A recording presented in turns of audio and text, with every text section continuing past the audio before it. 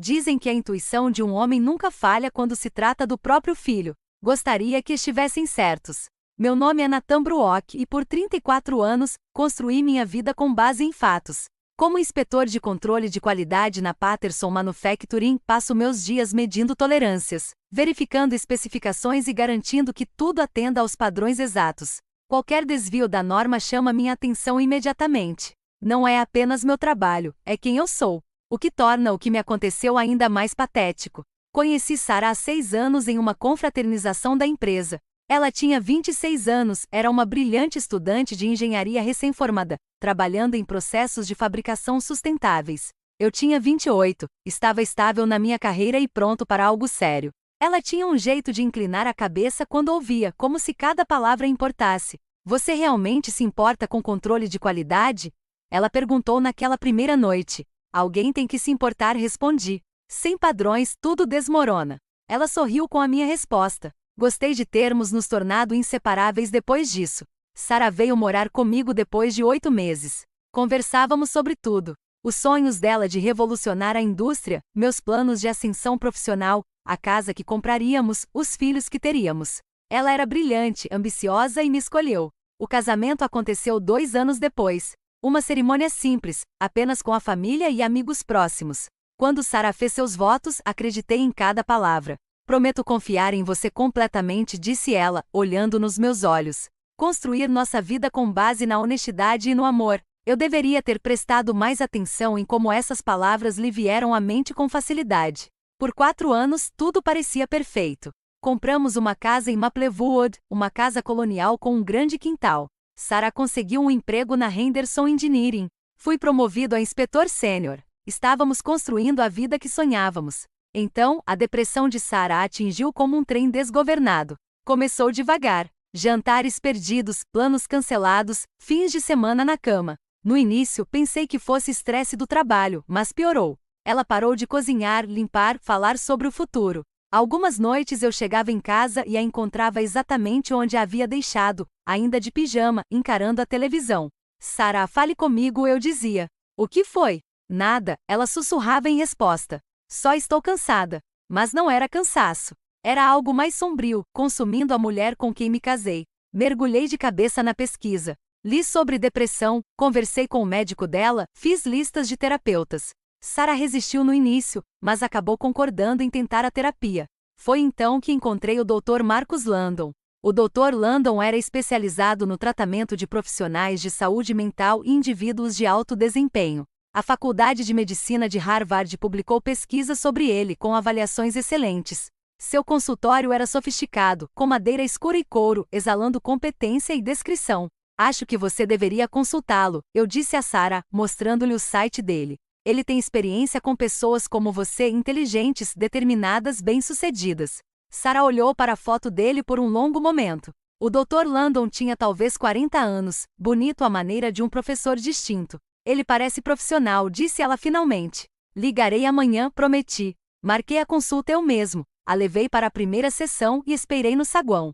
Quando ela saiu 1 hora depois, havia algo diferente em seus olhos. Não exatamente esperança, mas foco. Como foi?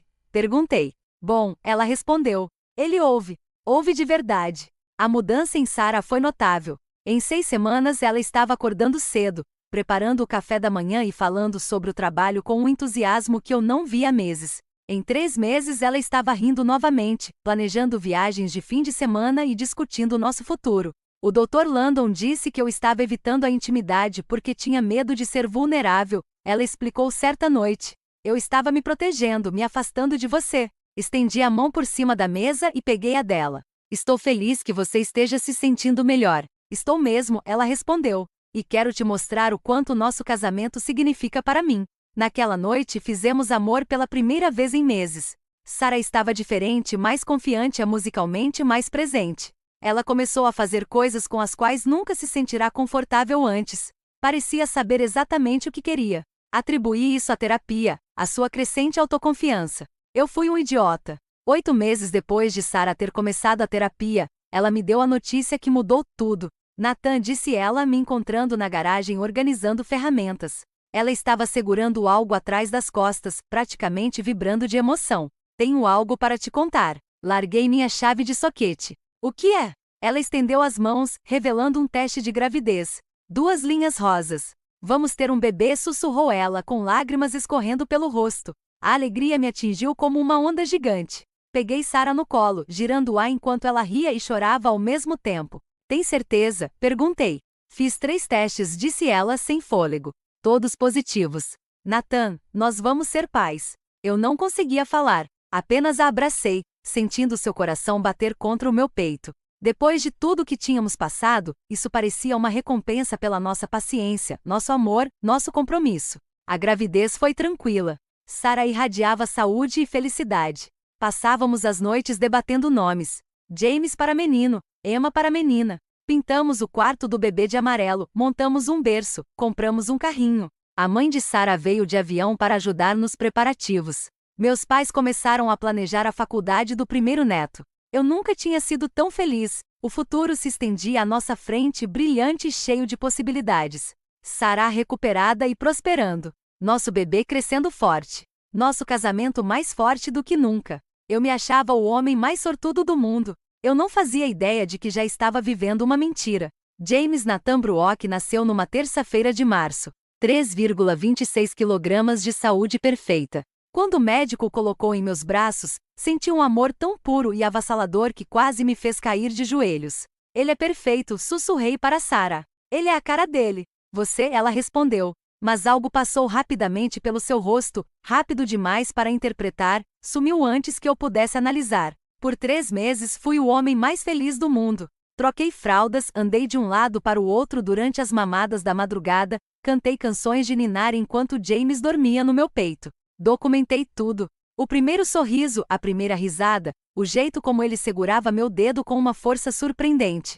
Mas, lenta e silenciosamente, as perguntas começaram a surgir. Quando segurei pela primeira vez, senti puro amor. Levou 3 meses para que esse amor se transformasse em perguntas. A primeira coisa que notei foram os olhos de James. Sarah tem olhos verdes, da cor de vidro do mar. Os meus são azuis, herdados do meu pai. Mas os olhos de James eram castanhos, um castanho chocolate profundo que me lembrava borra de café. Os olhos dos bebês mudam, disse Sarah quando mencionei isso durante a consulta de 3 meses. O pediatra disse isso. A maioria dos bebês nasce com olhos escuros que clareiam com o tempo. Assenti, aceitando a explicação porque queria. Mas minha experiência em controle de qualidade me treinou para notar desvios dos parâmetros esperados e os olhos de James. Aquilo me incomodava de uma forma que eu não conseguia ignorar. Naquela noite pesquisei sobre a genética da cor dos olhos em bebês. A ciência era complexa, mas clara. 2 pais com olhos claros podiam ter um filho de olhos castanhos, mas isso exigia genes recessivos de ambos os lados.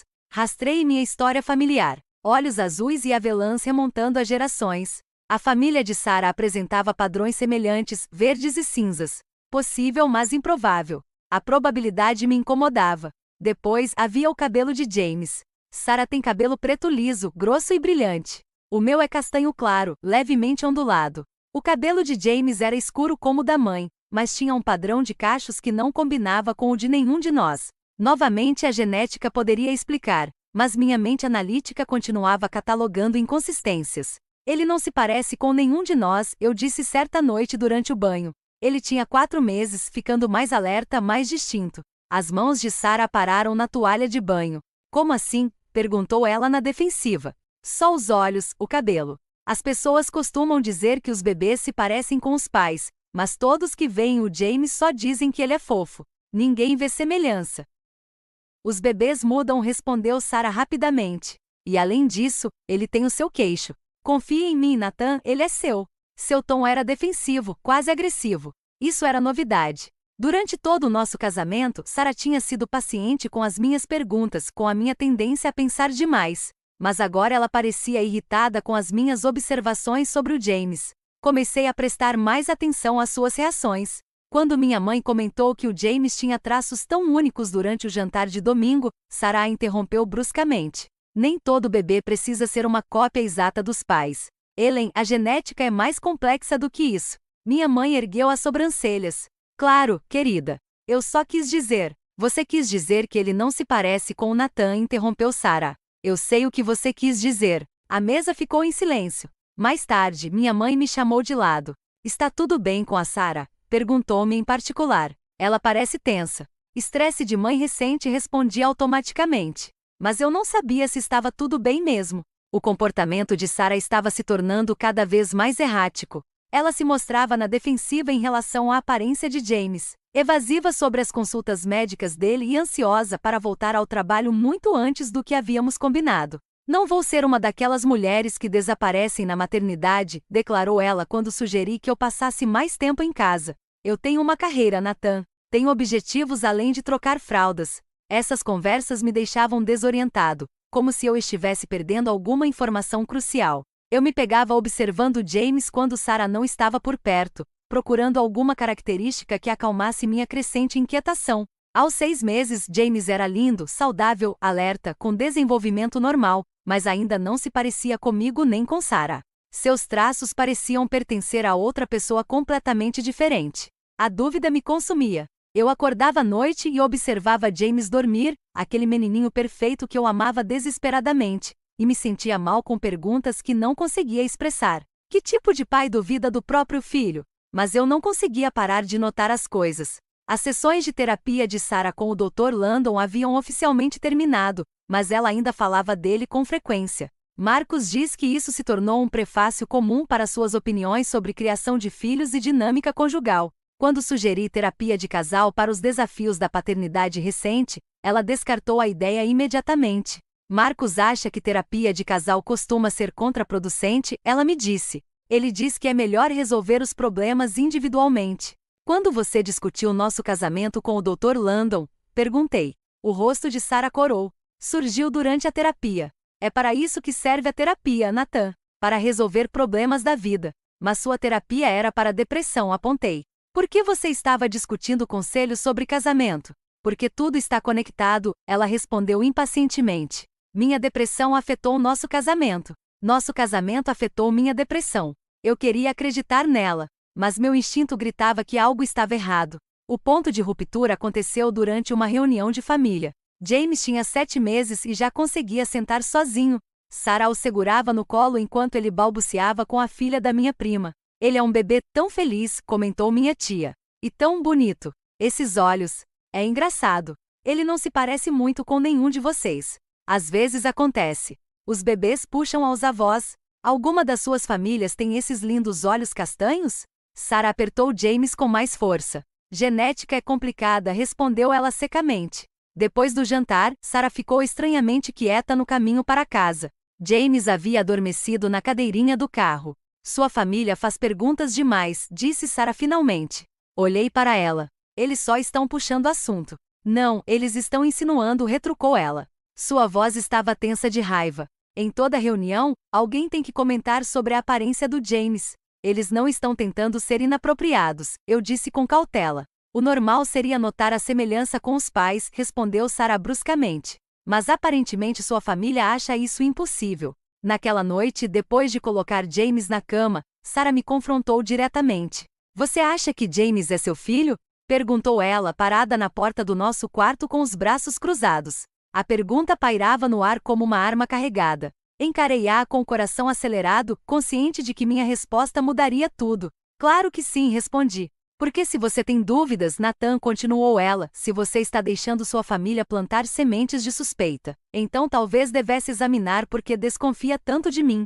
Talvez você devesse conversar com alguém, acrescentou Sarah após uma pausa. Talvez devesse consultar um terapeuta para entender por que está tão paranoico. A palavra me atingiu como um tapa, paranoico, como se minhas observações fossem irracionais. Eu poderia recomendar alguém, continuou Sarah. O Dr. Landon conhece excelentes terapeutas especializados em ansiedade e problemas de confiança. Encarei-a processando a ironia. Ela estava sugerindo que eu consultasse um terapeuta recomendado pelo homem de quem eu estava cada vez mais desconfiado. Vou pensar nisso, disse. Naquela noite fiquei acordado, catalogando tudo que havia me levado àquele momento. Os olhos castanhos de James, suas feições desconhecidas, o comportamento defensivo de Sarah, suas frequentes menções ao médico Landon, o momento da gravidez, 8 meses após o início da terapia.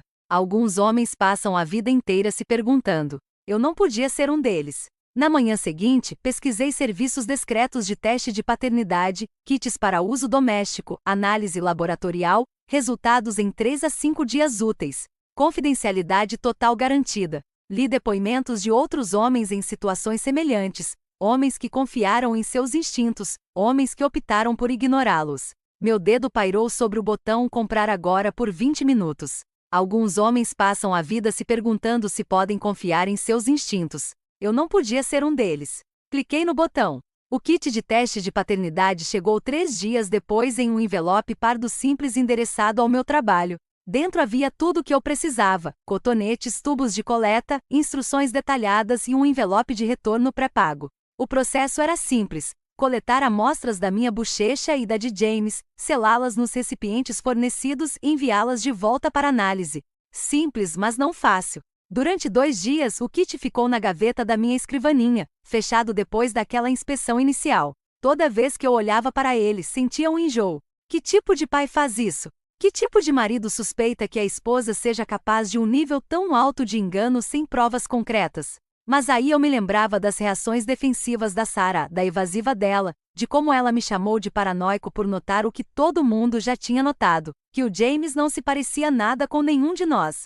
Na sexta-feira à noite, enquanto a Sarah dava banho no James, tomei minha decisão. Coletei minha própria amostra primeiro, passando o cotonete na parte interna da minha bochecha e selando-o no tubo etiquetado. Então esperei. A oportunidade surgiu no sábado de manhã. A Sarah tinha ido ao supermercado, me deixando sozinho com o James por algumas horas. Ele estava cochilando no berço, tranquilo e alheio ao fato de que o pai estava prestes a violar a confiança entre eles da maneira mais fundamental possível.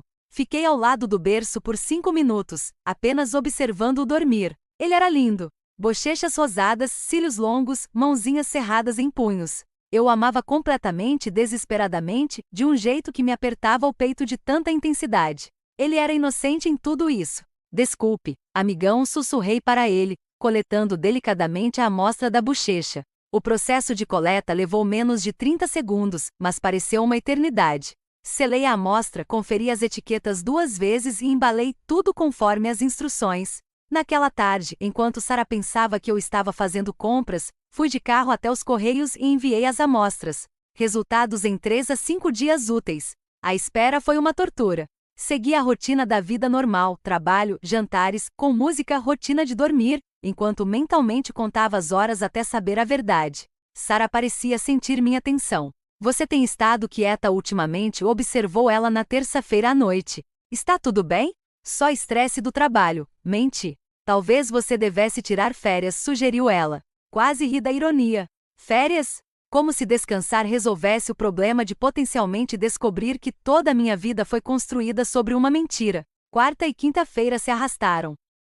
Chequei meu e-mail do trabalho obsessivamente, sabendo que os resultados chegariam lá em vez de em casa. Na manhã de sexta-feira, o e-mail chegou. Resultados do teste de paternidade, confidenciais, estavam na minha caixa de entrada às 8h47. Encarei o assunto por vários minutos, com o coração batendo tão forte que eu podia ouvi-lo nos meus ouvidos. Depois de abrir aquele e-mail, não havia mais volta.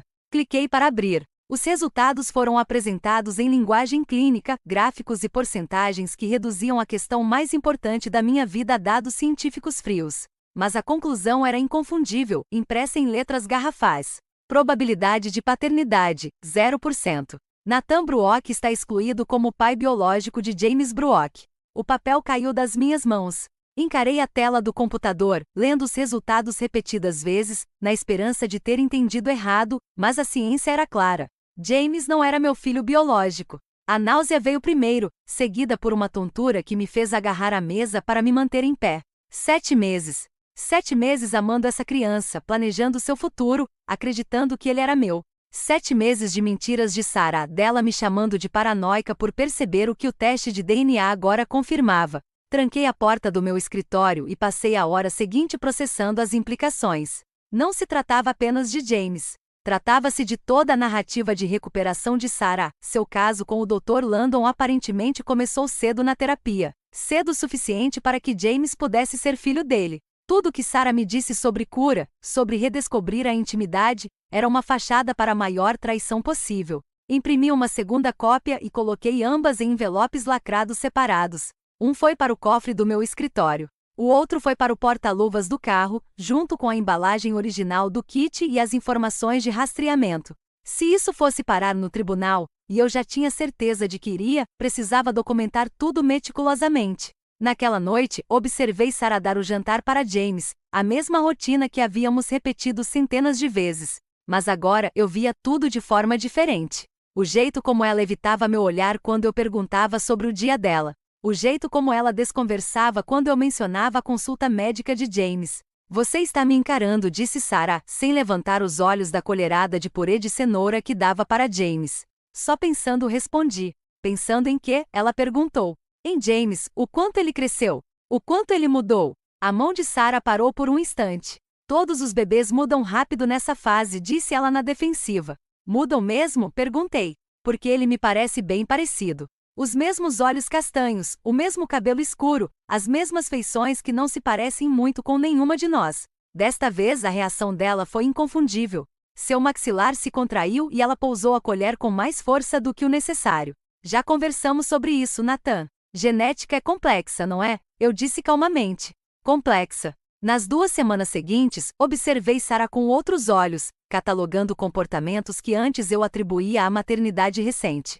Ela estava reservada em relação ao celular, atendendo ligações em salas privadas e apagando mensagens imediatamente. Começou a trabalhar até tarde com mais frequência, alegando novos prazos de projetos que pareciam coincidir com o horário de atendimento do Dr. Landon. Verifiquei suas histórias cuidadosamente. Os projetos que ela mencionava eram reais, mas os prazos não correspondiam às informações no site da empresa. As reuniões tardias não estavam registradas em seu calendário de e-mail, que era sincronizado com o nosso computador compartilhado. Sarah ainda estava mentindo para mim. O caso não havia terminado com a concepção de James. Estava em andamento. Essa constatação transformou algo dentro de mim. O marido amoroso morreu durante aquelas 2 semanas de observação, substituído por alguém mais frio e calculista. Comecei a planejar meu próximo passo com a mesma abordagem sistemática que usava para inspeções de controle de qualidade. Pesquisei sobre direito de família com foco em casos de adultério e fraude de paternidade pré-natal. Aprendi sobre proteção patrimonial, obrigações de pensão alimentícia e consequências profissionais para terapeutas que violam limites éticos. Entrei em contato com 3 escritórios de advocacia diferentes, agendando consultas sob o pretexto de questões jurídicas teóricas. O acordo pré-nupcial que Sarah insistira em fazer, na verdade, me protegeria. Como a cláusula de infidelidade era inabalável e a fraude de paternidade anularia qualquer reivindicação que ela pudesse ter sobre meus bens.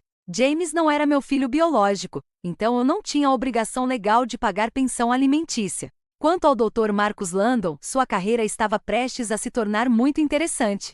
Relacionamentos entre paciente e terapeuta eram estritamente proibidos. Pesquisei sobre processos de denúncia no conselho médico, violações éticas e consequências para a licença profissional. Eu iria destruí-lo sistematicamente, completamente e totalmente dentro da lei. Mas primeiro, eu daria a Sarah uma última chance de me contar a verdade. Guardei esses resultados no porta-luvas do meu carro por 2 semanas. Não porque eu duvidasse deles. Eu duvidava de tudo. 2 semanas para planejar como destruir a mulher que me destruiu. Escolhi uma sexta-feira à noite para o confronto. Os pais de Sarah estavam visitando a irmã dela em Phoenix, então não haveria interferência familiar. James estava saudável e dormindo a noite toda, minimizando distrações.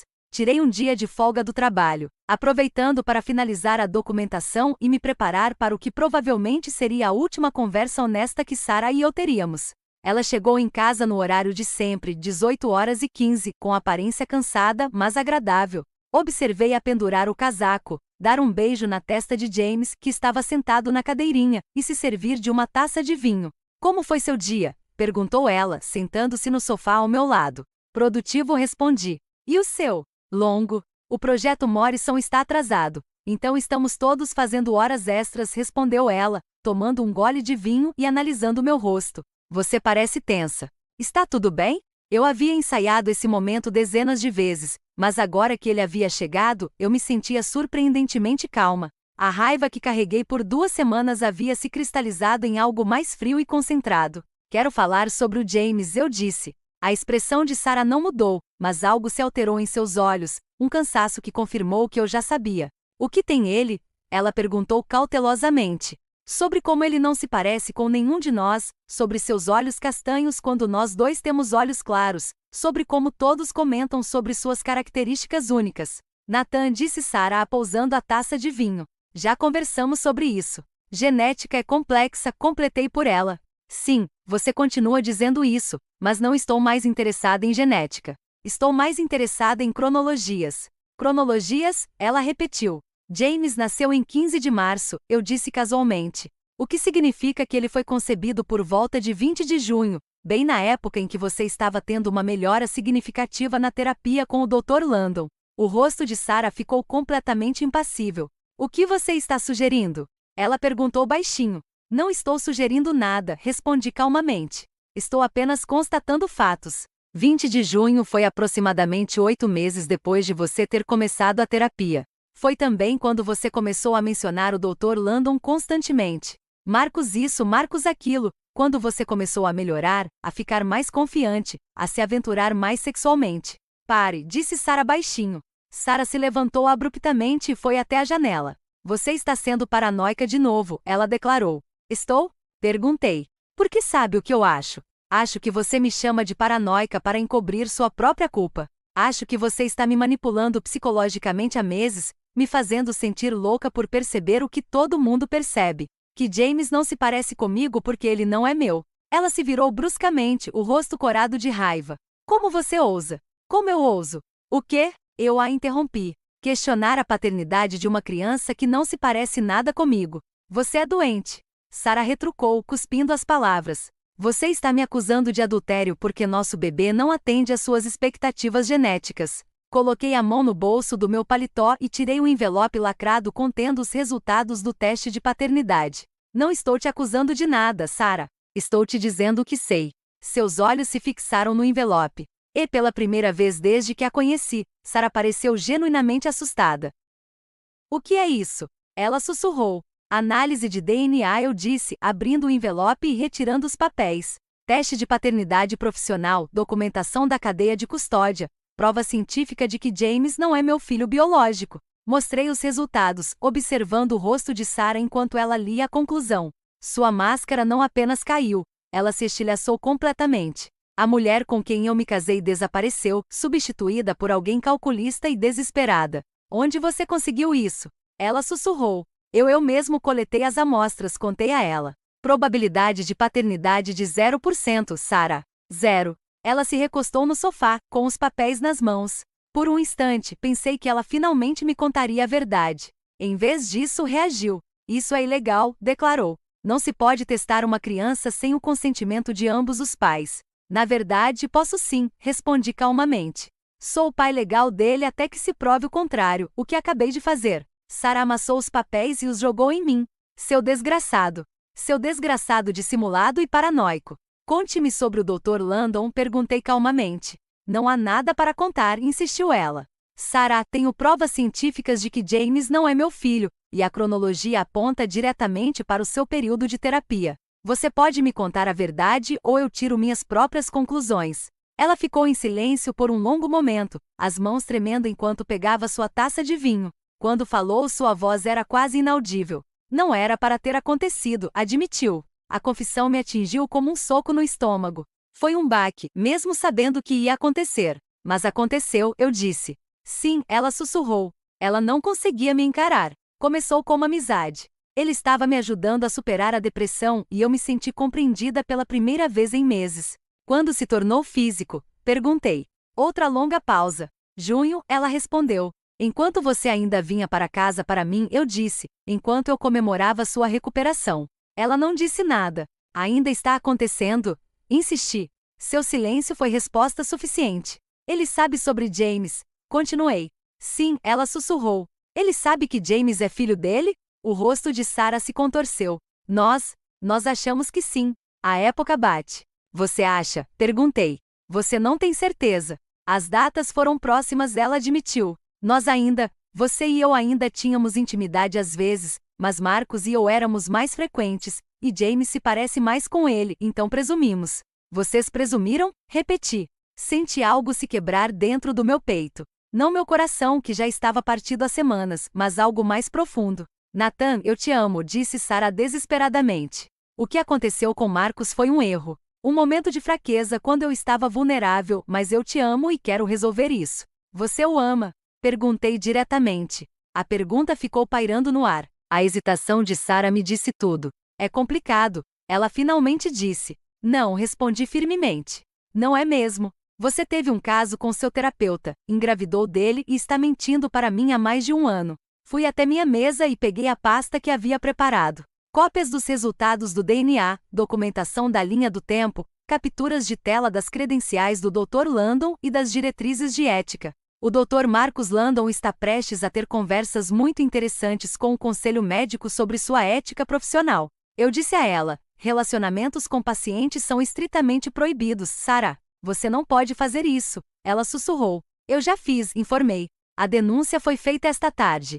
Sarah se levantou num pulo. Nathan, você não entende. Se Marcos perder a licença, ele perde tudo. Ótimo, eu disse simplesmente.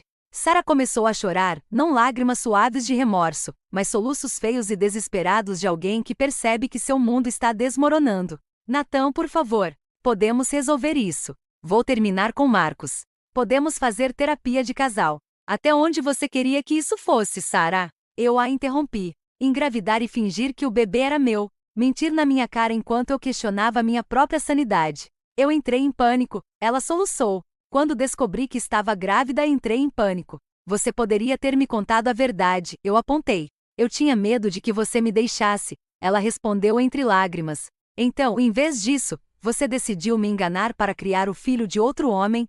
Perguntei.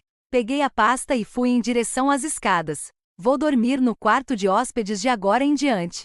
Entrei em contato com um advogado de divórcio e você receberá os papéis na próxima semana. O acordo pré-nupcial é claro sobre infidelidade. Você não receberá nada. Como James não é meu filho biológico, não tenho obrigação de pagar pensão alimentícia. Você não pode fazer isso, disse Sarah, desesperada. Vou lutar contra o divórcio. Vou alegar que o teste de paternidade foi fraudulento. Você vai perder, respondi simplesmente. Documentei tudo, Sarah. Cada mentira, cada inconsistência na cronologia, cada reação defensiva. Naquela noite, dormi no quarto de hóspedes pela primeira vez em 7 anos de casamento. Através das paredes finas, eu podia ouvir Sarah chorando. Não lágrimas silenciosas de genuíno remorso, mas soluços frustrados de alguém que havia sido pega e estava furiosa com as consequências. Pela primeira vez em 6 meses, dormi a noite toda. A verdade, mesmo quando destrói, liberta. O processo de divórcio avançou com eficiência mecânica. Cada etapa me aproximava da liberdade da elaborada mentira em que meu casamento havia se transformado. Minha advogada, Margarete, era especializada em casos complexos de direito familiar. Ela revisou minha documentação com atenção metódica. Isso é notavelmente completo, disse-me ela durante nossa segunda reunião. Resultados de DNA, documentação da cronologia, violações da ética profissional, acordo pré-nupcial com cláusulas de infidelidade. O advogado da sua esposa terá poucas opções. O acordo pré-nupcial, ironicamente defendido pelo pai de Sarah para proteger seus bens, tornou-se meu escudo em vez do dela. Sarah insistiu nele durante nosso noivado, alegando que as conexões comerciais de seu pai exigiam proteção. Agora que a proteção funcionava ao contrário, a cláusula de infidelidade era inabalável. O adultério anulava qualquer direito a bens conjugais, pensão alimentícia ou propriedade comum. Sarah sairia de casa com exatamente o que havia trazido, seus pertences pessoais e o que restasse de suas economias individuais. O acordo pré-nupcial é brutal, Margarete me explicou. Sua esposa literalmente não tem direitos legais. O adultério está documentado. A cronologia é clara e a fraude de paternidade constitui engano intencional. A destruição profissional do Dr. Landon se desenrolou com uma completude satisfatória. A investigação do conselho médico revelou que Sarah não foi a primeira vez que ele ultrapassou seus limites. 2 outras ex-pacientes se apresentaram com queixas de relacionamentos impróprios. Seu consultório entrou em colapso à medida que as indicações desapareceram e os pacientes cancelaram consultas. Seu seguro contra erros médicos foi cancelado. Sua reputação profissional tornou-se irrecuperável. O mais importante é que sua capacidade de sustentar Sarah e James evaporou junto com sua carreira. Sarah voltou para a casa dos pais em Westchester 3 semanas depois que entrei com o pedido de divórcio. O pai dela, que inicialmente apoiou a versão dos fatos apresentada por ela, mudou de ideia depois de analisar as provas de DNA e entender as implicações financeiras do acordo pré-nupcial que ele havia insistido em aprovar. Ele me ligou ontem, contou Margaret. Aparentemente, o pai de Sarah está furioso porque a estupidez da filha acionou justamente as proteções que ele havia estabelecido. Ele se recusa a sustentá-la financeiramente a longo prazo. O divórcio foi finalizado numa manhã de terça-feira de outubro, 6 meses depois de eu ter descoberto a verdade. Sarah não contestou nada. Ela não tinha condições para isso e, de qualquer forma, não tinha fundamentos legais. Fiquei com a casa, os carros, as contas de aposentadoria e todos os bens do casal. James, agora com 14 meses, era legalmente responsabilidade do Dr. Landon. Renunciei a quaisquer direitos parentais que eu nunca tivesse de fato possuído, abrindo caminho para que seu pai biológico assumisse todas as obrigações legais e financeiras. Eu os vi mais uma vez no tribunal durante a audiência final. Sarah parecia exausta, sua antiga confiança substituída por um desespero profundo. James estava em seu colo, balbuciando alegremente sob as luzes fluorescentes, alheio ao fato de que seu mundo havia sido completamente reestruturado ao seu redor. O Dr. Landon não estava lá. De acordo com os registros do tribunal, ele estava travando suas próprias batalhas legais. O conselho médico havia revogado oficialmente sua licença, e ele enfrentava possíveis acusações criminais por má conduta profissional. Sua capacidade de prover pensão alimentícia era inexistente. Naquela noite caminhei pela minha casa, agora completamente e legalmente minha, e senti algo que não experimentava há meses. Paz. O quarto de hóspedes onde eu estava dormindo se tornaria um escritório em casa.